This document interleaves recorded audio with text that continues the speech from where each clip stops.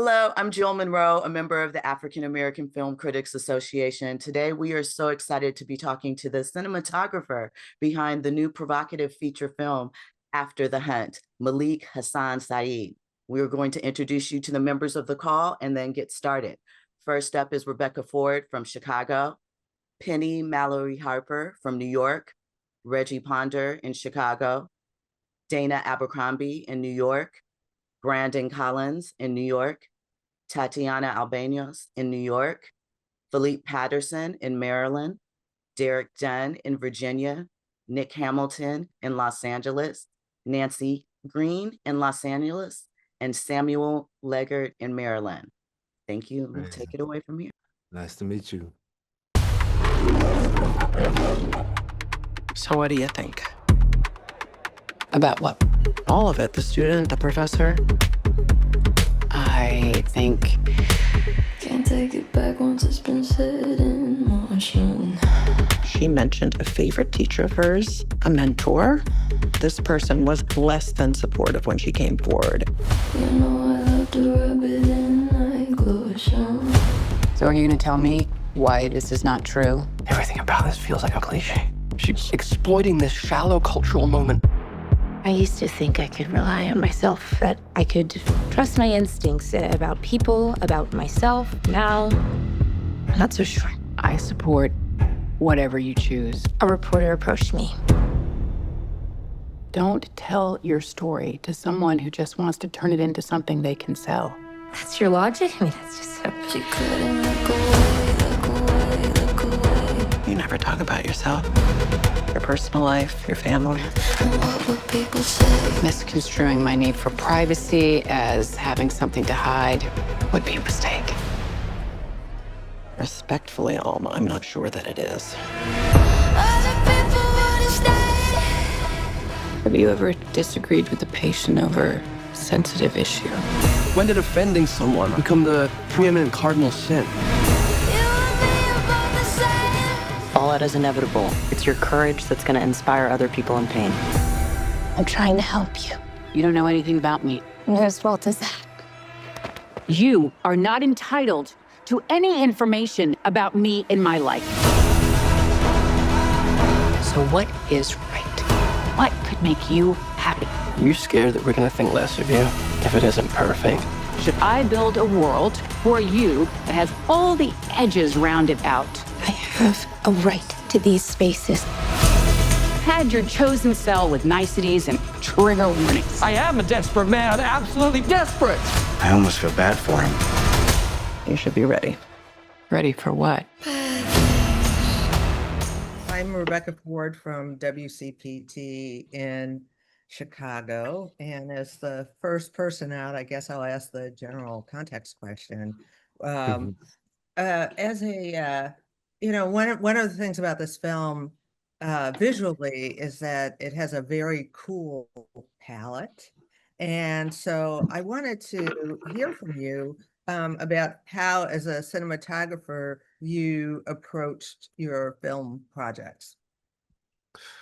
Well, this project, obviously it comes from Luca's vision.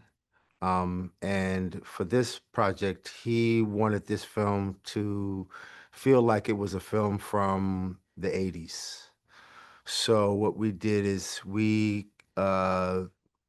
there were certain parameters and restraints that we set up to function inside of that space. So we shot on film, which was the technology that existed at the time. There was no other technology that you could shoot a feature film on. And then Luca pretty much always shoots film. And then we used equipment that would have only existed in a period. So we actually gave ourselves the range from, because there's two cinematographers that I dialed in on, which was Sven Nykvist and Gordon Willis, and periods in their career. So from 1961 to 1972 with Sven Nykvist, and 1977 to 1988 with Gordon Willis. And pretty much used equipment that would have only existed in that period. lighting units, lenses, camera equipment. And I think what those restraints did is create a very particular kind of look that I'm very happy with, that reflects that period. So I think we got there with the film. Hi, Malik. I believe the way that this was shot created like this ever-present tension that reveals more than these characters' dialogue might suggest. And specifically, like since the film centers on this complex relationships and what I think is an academic discussion about ambition, can you speak to your intention behind framing these characters? For instance, the use of tight close-ups on the hands and the faces, or the occasional off-kilter angle, and how you use these visual techniques to not only shed light on the characters' inner lives, but also to create an environment that kept us wondering what in the heck is about to happen next. Well, I mean, again, that's Luca. Luca is a master. I am really excited. I was very excited to work with Luca, because I recognized right away that he has incredible command of film grammar and film language. And that was exciting to me. At this period in my career and life, we're often working with different levels of directors, and a lot of times younger directors, which is great, so I'm often teaching, but like it was really refreshing for me to work with somebody that I could actually really learn from, because of his mastery of the film grammar.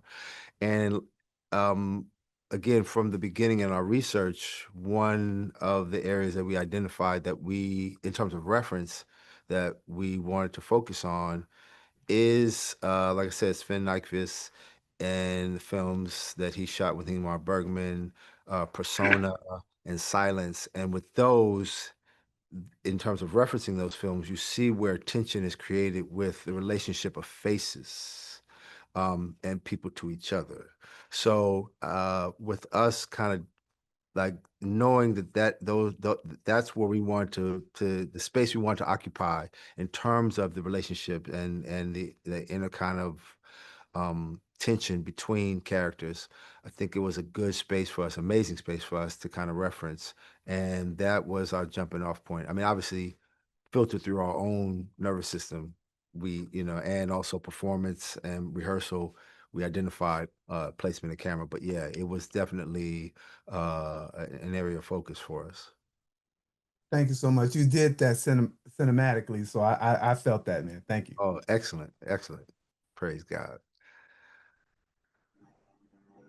Hi, good morning, Mr. Saeed. My name is Penny Malloy Harper from Pembroke TV. The iconic visual albums, hi, good morning. The iconic visual albums Lemonade and Formation, as well as the movie Belly, they're noted for the exceptional cinematic art that you contributed to. There are numerous scenes in After the Hunt that your cinematography enhances. If you could choose one scene that you really felt this is it, would you be able to share that with us? And After the Hunt? Yes, and After the Hunt, yes. Okay. Well, I'll go macro a little bit in terms of, because since you mentioned those other projects, what I've always tried to do, and what in the beginning of my guess entry into like filmmaking, um, I recognize Bresson said it, Robert Bresson, the director. It's interesting when someone says something that is a clear truth, but I never was able to articulate it, you've never been able to articulate it, but it's out, it comes like as an epiphany, where he said he would, with his work, he's looking to elicit an emotion and a feeling in the audience member. I realized, I mean, obviously when he said that, I was like, oh, clearly this is what we do. And I would say my closest or most intimate creative relationship that I had is with Hype Williams. Me and Hype started together, and this is something we always, always, always try to do. It's almost like how music functions, where the music you don't necessarily listen to the lyrics. We listen to music for the way it makes us feel. With us, we were trying to make visuals that make you feel a certain way, which if they made us feel a certain way, we were hoping that it would do the same thing. So that is always the goal with me, with whatever I do. I'm trying to get to a feeling. What does the music sound like? What visual looks like how the music sounds? What visual looks like how the scene feels? What feeling are we going for? That's like my full intention and what I'm always trying to go for.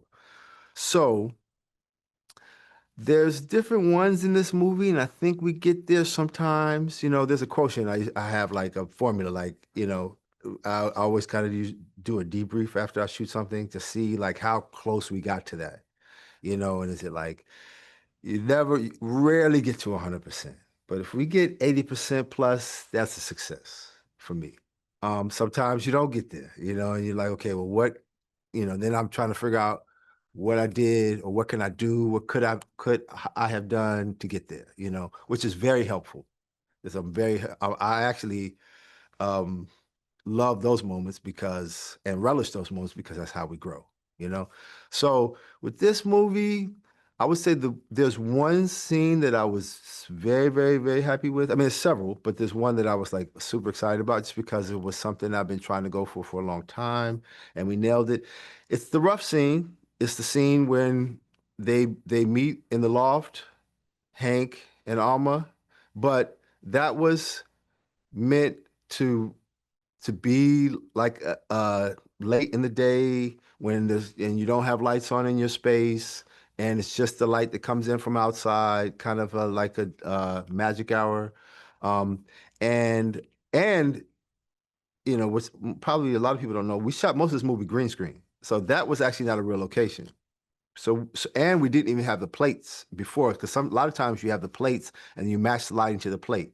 We didn't have the plates yet. So I had to just light the scene based on my understanding of what that room would feel like at that time of day. And then go shoot the plates later to match how we lit it. So I was really happy with the way that turned out and the way it felt, because it's about what's happening in the scene, how I wanted the scene to feel, and what it feels like to sit in that kind of space at that time of day in context to what's going on in the scene. So, I Thank, mean, there's other thank you scenes, but so much for that incredible response. Thank you. That was so enlightening. Thank you. excellent. Hello, Dana Abercrombie, the Coalition. I'm blown away by everything being in green screen. With that being said, the consistency of shooting indoors within that green screen and also on campus. Can you talk about finding that consistency? Because I always thought it was an actual location and the light filtered in. But once we were on campus, I'm going to assume that you worked with the natural lighting. Yes, absolutely. So yeah, we shot 6 weeks. Five were on stage at Shepperton Studios. So both interior and also on the back lot, and pretty much all blue and green screen. But then we did shoot 1 week at Cambridge to double for Yale.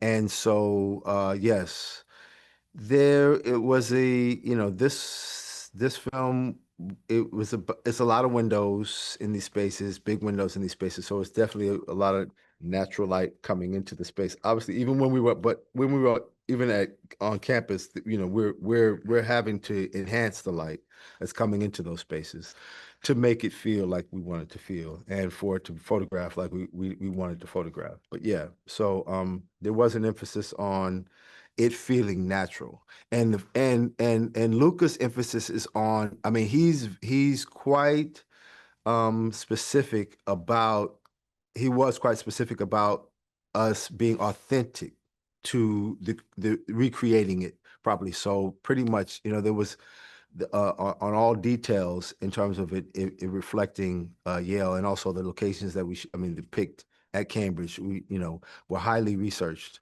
And between Stefano, the production designer, and Luca, they were very specific about authenticity. And so with that comes as well, like how we photograph it in terms of light, natural light. And, and I was fortunate, like I said, to go to New Haven. I was actually supposed to shoot the plates, but that didn't work out. So it ended up being a scout for me to see a lot of Yale, see a lot of the campus and the surrounding area. And that was incredibly informative for me, recreating it on stage, in London. Yeah.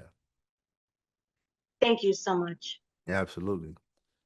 Hi, sir. Brandon Collins from the Media and Popcorn Podcast. After the Hunt marks your first feature film as cinematographer in 25 years since Belly in 1998, which has one of the best openings of all time. People could debate me on that, but I 100% love that. What made After the Hunt the project that drew you back to features after decades of focusing on music videos and commercial work? So I say it like this, a film is inert, in terms of, or a story, a script, it has no life. And we ourselves, the filmmaker, pour our lives into the film or into the project for it to live. So, I've done that in the past, and so I understand what it takes to make a film. And there was a moment that I decided to both focus on like directing, and also I started a family, you know. So with me, it became, and I did a pilot with Spike when my daughter was 5, and she was very specific for, and it was quite, it was highly sophisticated in my eyes in terms of how she reacted to that. She was not very happy about me being gone that long. So I said to myself that, like, if I made a promise to myself, if and when I did another film, it would have to check several boxes. And, one of them is obviously the first one is the story, and the second one is who am I doing this with, and then there's others.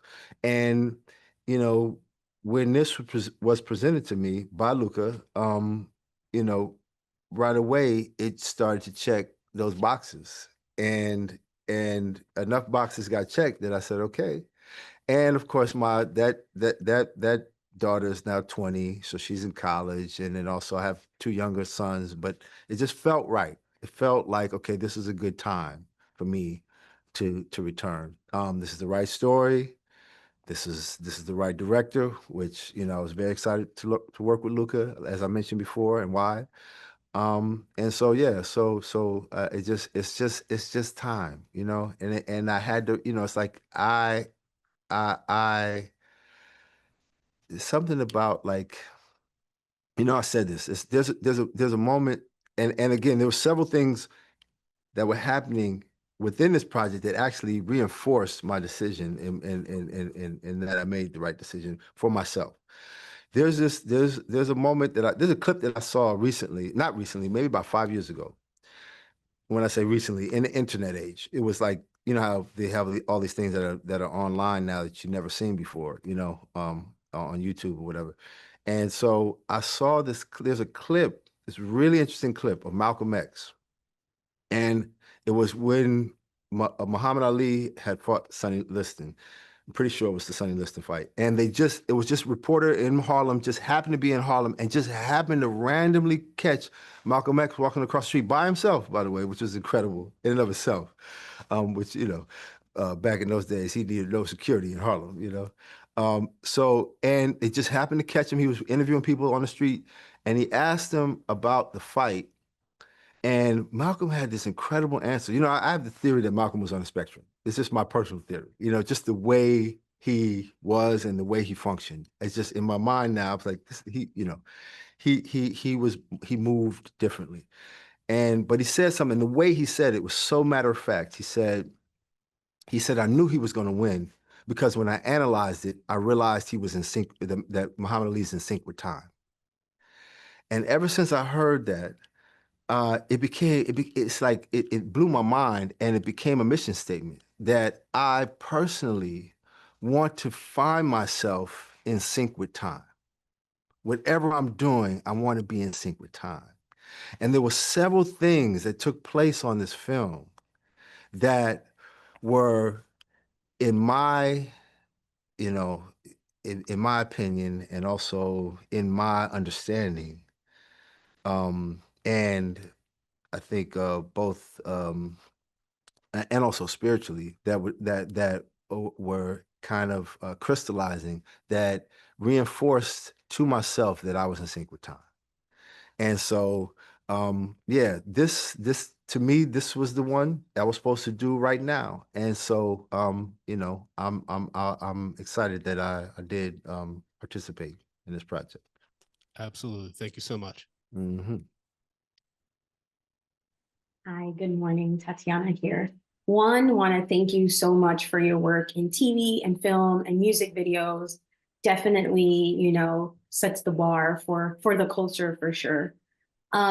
I'm curious to know how you would describe your style as having evolved or changed for this film compared to your previous work. Yeah, I just, what it is, I feel like we're just present, and like I said, in present for the moment, right?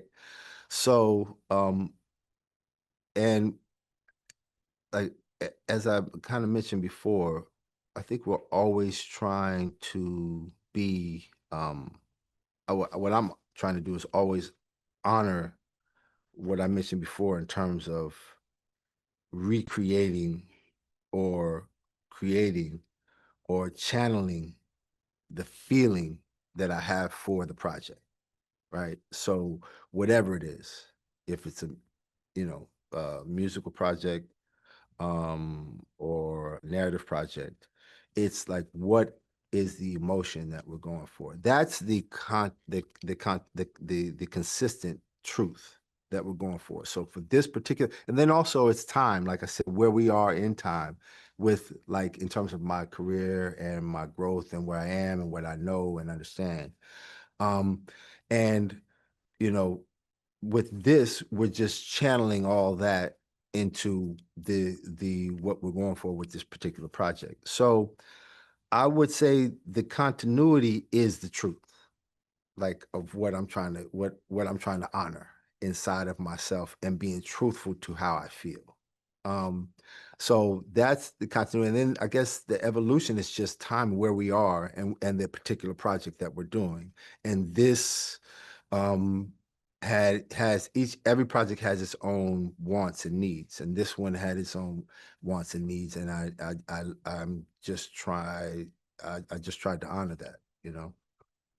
So I don't know if there's like a evolution. The evolution is, I guess, what in terms of where I am and where anybody is in terms of their growth in the craft. It was interesting, something that took place on this job that was very specific, is that Luca is an interesting director, in that he doesn't storyboard, and he doesn't really plan out the shots ahead of time. What he does is we rehearse, and one amazing thing about Luca is that he loves to edit. And I love to work with editors who love editing, who are essentially editors. I love visual filmmakers, ones who have studied, like, photography and cinematography and honor photography, because I work best with them, as well as those who are editors. And the thing about being an editor, he has I think what it does is allows the filmmaker a voice, a singular voice, because now you are crafting the material. And the more proficient the director is at editing, I think easier it is for them to see the edit in real time, the story in real time. And that's what he did. So he doesn't shoot to cover scenes. He shoots the edit. And he's like a one-take guy too. So that's why we were able to do it pretty quickly. Because he doesn't, and it means, and he shoots in sequence, for example. So it means that, like, traditionally, if you shoot in this direction, you shoot everything out that direction. But Luca doesn't do that. We can go this way, cut this way, and then go back that way in sequence. how the scene is evolving, and he's reacting to the performance and what's happening with the actors, what's happening inside of himself. And it's a really amazing process. Now, when I was younger, it would have been daunting probably because, we have to be reactive in the moment, because it's all being made up as we go along and a lot of surprises. But I was really thankful and surprised with how I reacted to this. I actually embraced it because it made the scenes, I think, um, active and alive. And we were reacting to what was happening in the moment. And I think there's something fresh and like I said, keeps it really sharp, So yeah, I guess that would be my answer to that Thank question. you so much. Hello, Malik. My name is Philippe from Taji Mag. How are you doing? Good. How you doing? Good, and I appreciate all your contributions to film, by the way. Thank you. Thank you. And talk about the creativity part of the film. I really wanted to discuss what part of the film I thought was interesting was when Julia and Andrew's character are in the diner and the mirror paneling, Mm. the way you shot that. I found Mhm. it very interesting. Can you talk about the creative process for that and what you think it was meant to convey at that time? Well, and that one, obviously had challenges because of all the mirrors. And that's a real location. Meaning like that we recreated the actual diner, it's like a diner. It's on the corner in New Haven, and it's an Indian restaurant. Looks like a diner. Looks like a old kind of diner with like the stainless steel and it may have been, but it's the Tandoor Indian restaurant.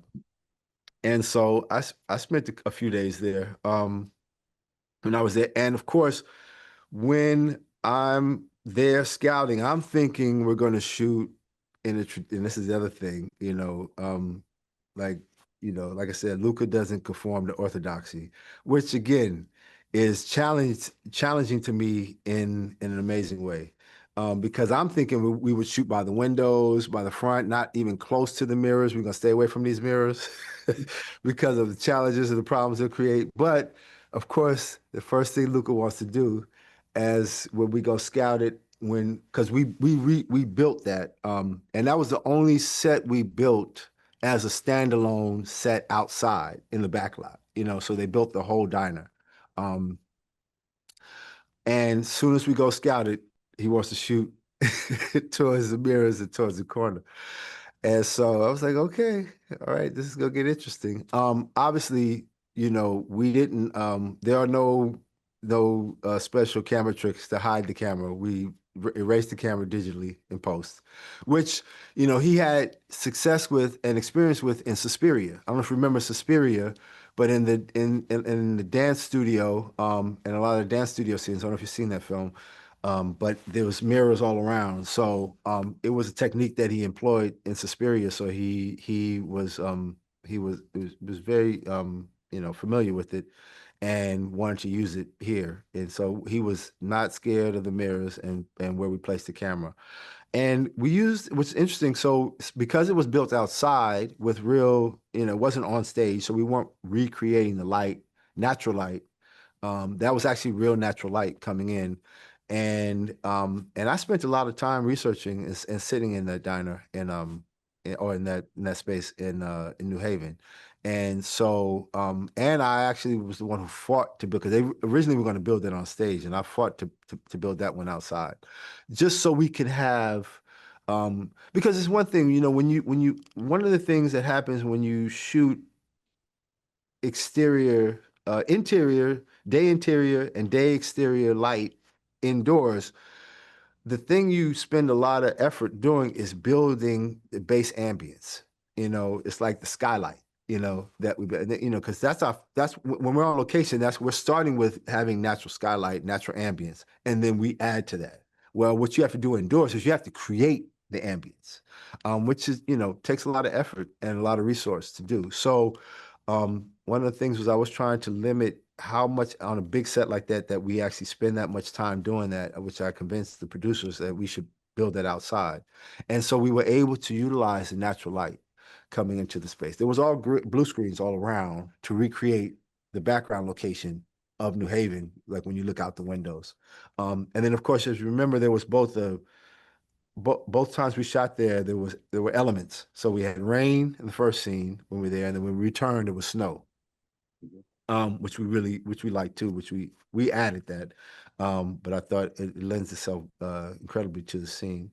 And yeah, I think, the mirrors add another layer of tension, I think, as well as I think there's something about that scene that has some kind of harkens back to like some like 70s and 80s. It really has like a nostalgic feel I think based on the location, based on the way we shot it with the mirrors, based on the way they were styled, especially the way she was dressed. So we were really happy that we kind of like hit that mark, because that was again what we were going for in terms of our recreation of films from the time. So it definitely hit that kind of retro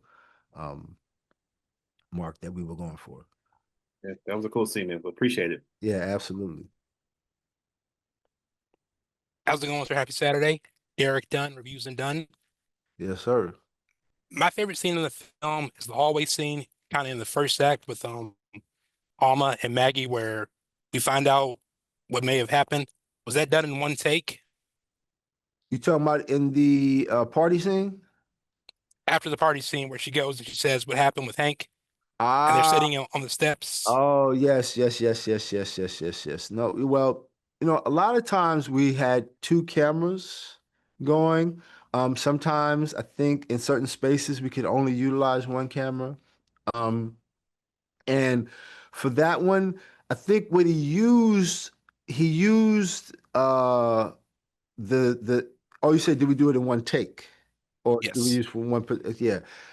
We probably I think we did more than one take on that scene. It's a tough scene. And Io and Julia had developed amazing relationship. If you hear them now, if you see them, like yesterday, we're holding hands. They created an incredible bond. Even though there was all this tension with them in the scene, I think it was important for them off camera to create, like, to become really, really tight, really good friends. So it's really interesting so that they could that they could play things quite intimately on camera. Um, and so obviously that was the first set of tension, or first moment of tension that we see between them in a scene, I think, in the film. Trying to remember when we shot that, what part of the schedule we shot that in. But it was a tough day because we knew it had to be somewhat contentious between them. And so whenever there's those scenes, there's apprehension both from the actors and from Luca, because they're all trying to get it right. They're all trying to get that dynamic right. And I think there's like, I guess, organic um, apprehension and hesitancy, and I guess slight insecurity around whether or not they're going to hit the mark properly. And so I knew, yeah, remembering that definitely that day was there was a different kind of focus and on them hitting that mark correctly. And on us too, because what that does is that creates a certain level of um I guess there's a more intense focus on our part to be present, to create the space for them to do that. And so I'm pretty sure we did more than one take, not many, because of course on tough scenes, it's we don't want a lot. No one wants to do a lot of takes. They want to kind of nail it because they're trying to get it all out at one time, and they don't want to go through that again. And we don't want them to go through that again. So, but I'm sure we did more than one take on that shot. Yeah. And like I said, it was a narrow space, so we couldn't get two cameras in at all times. The wide shot, it was a single camera, but then was like, I do remember as we started to go in, we did have a second angle. If you remember, there's a shot through the stairs, a close up. There was stairs on the side, so we shot, and you could see the foreground of the stairs and the foreground of Io, framing Julia, a close up of Julia when she says, "What are you saying happened?" Yeah. So yeah. Thank you, sir. Yes, sir. Hey, Malik, Nick Hamilton, Nightcast Media. You spoke earlier about authenticity in the scene where Andrew Garfield's character Hank confronts Julia's character Alma outside her classroom about these allegations. How much of a balance, as far as storytelling is concerned, where you guys are shooting at particular angles versus allowing the actor and actress really to bring life to these words that are on the paper to really convey what's going on in that particular scene? Well, see, so this is where I would say rehearsal is critical. Io spoke about this last night in that that's where she felt she first saw that the space was going to be a safe and comfortable space for her to be free and to like do her thing, you know? So I think that starts with the initial rehearsals, and Luca had rehearsals at his house with the cast. And then when they get on set, um, because like as I mentioned, what Luca wants to do is have the camera and how we capture it, um, um, honor the performance, honor like what's happening in front of us. And so so the first thing we do when we get to set is rehearse. And at that point, we're identifying where the camera's going to go relative to, uh, because the space is first preface and privilege for them to function in, the actors. And then we find where the camera goes, not the other way around. So we allow them to own the space, and then we find the best way to capture it. So of course we rehearsed. It starts in the classroom, then it goes into like this, there's a little small room in between. There's two sets of doors. So there's a part of the scene in there, and then it finds its way outside into the hallway. Now that was actually at Cambridge, in her class. Any of the classroom scenes were at Cambridge. And it was interesting that scene. It was, if you know how most of these films are made, we have, operators who operate. And for me, it's important for me to sit back and look at them so I can, because a lot of times there's multiple cameras. So I don't operate myself on these projects. I kind of manage the operating. And me, Luca and myself. But on that particular shot, Luca wanted me to do the handheld, which I was happy to, I was taken aback at first, but I'm very happy that I did do it, because the thing about handheld, that is definitely a very proprietary situation. Like there's almost, it's so much nuance in terms of relationship with like where you stand, and it changes radically, like how like where you are in proximity to the characters, and that's an intuitive choice that could only come from a singular person. So when I see other people's handheld, I know it's not mine, because mine is very specific, because of where I just innately would stand. And so when I see it, I'm like, yeah, that's me. I can recognize myself because I know where I would stand. So, and I'm happy that that's the only operating that was done in the movie by me, and it's definitely, it's definitely me, Incredible work. Thank you so Yeah. much. Yeah, absolutely. Jill Monroe, KBLA Talk 1580, sort of piggybacking off the question that you just answered. There are moments where we feel almost voyeuristic in our placement, and there is, a story of power, mentorship, intimacy, assault. How were you deciding to balance between the accusation and the intimacy without sensationalizing it or judging it in that moment with the viewpoint? Ooh, that's a tense question. Um, I mean, ambiguity. That was a word that came up last night, and it was important. And again, I think it was a word that we didn't actually say, but was present that we were going for.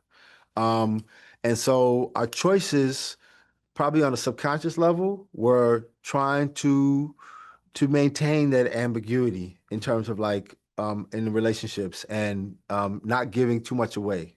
And also with the actors um, performing the tension between them and also emphasizing the ambiguity. So our choices in terms of camera with that were probably conscious, but mostly subconscious in terms of our placement because we're just feeling where the camera needs to be for the moment and the relationship.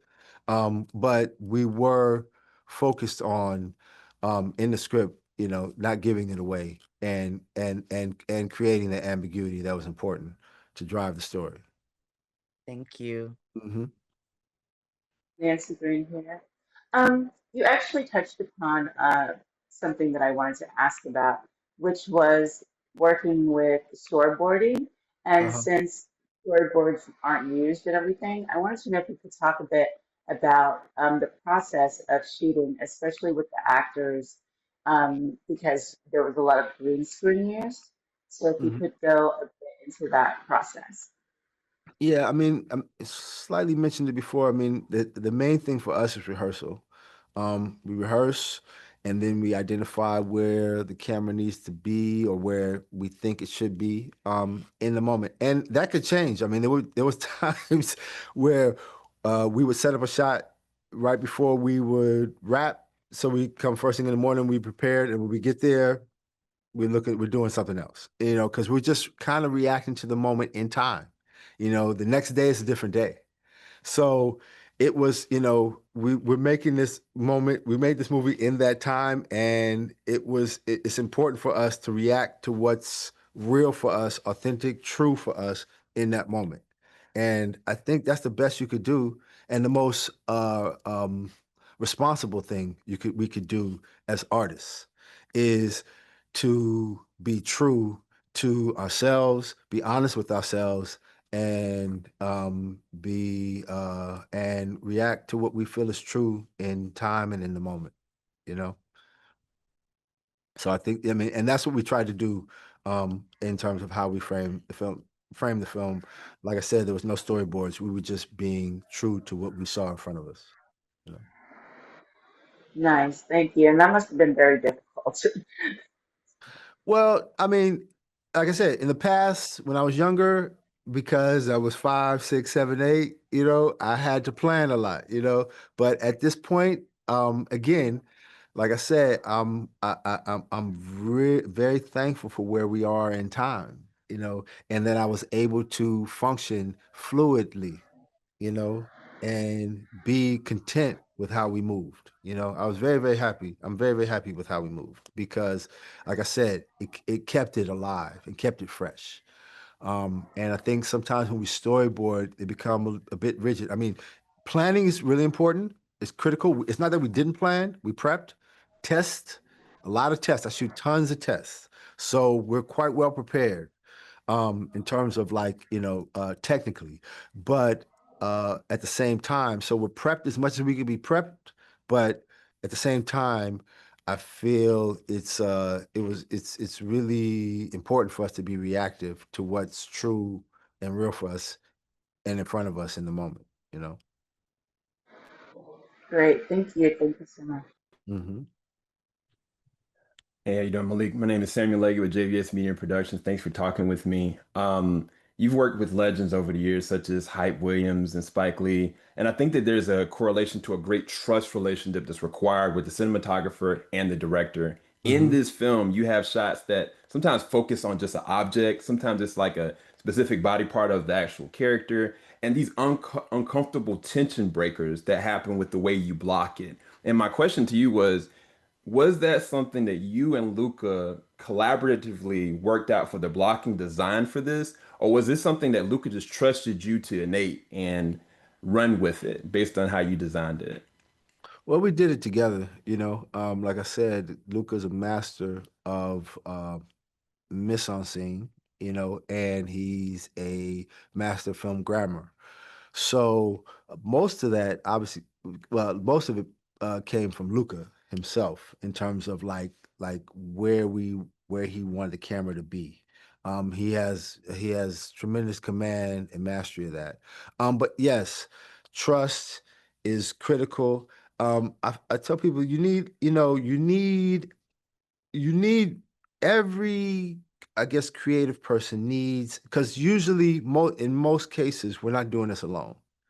We have a believer and a supporter, and those directors that you mentioned, Hype, Spike, and Luca, the symmetry between the three of them, they are believers and supporters of me and what they feel I can contribute, and they have faith that and give me space to do that, you know. And so I'm forever indebted to those people who are my supporters and my believers. You know, people believe in what I can offer.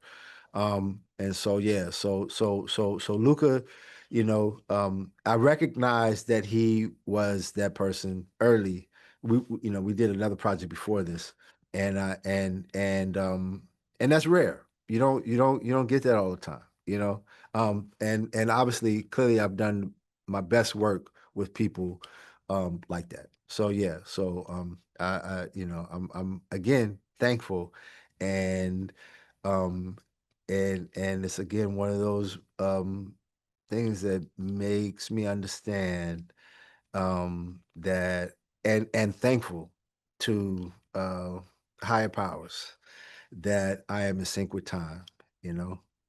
So I'm happy to been asked to do this project and work. No, you did amazing work, and thank you for making time for us. Thank Absolutely, you. absolutely. Thank you. On behalf of the largest group of Black TV and film critics, we want to thank you for tuning in to this edition of the AAFCA Round Series.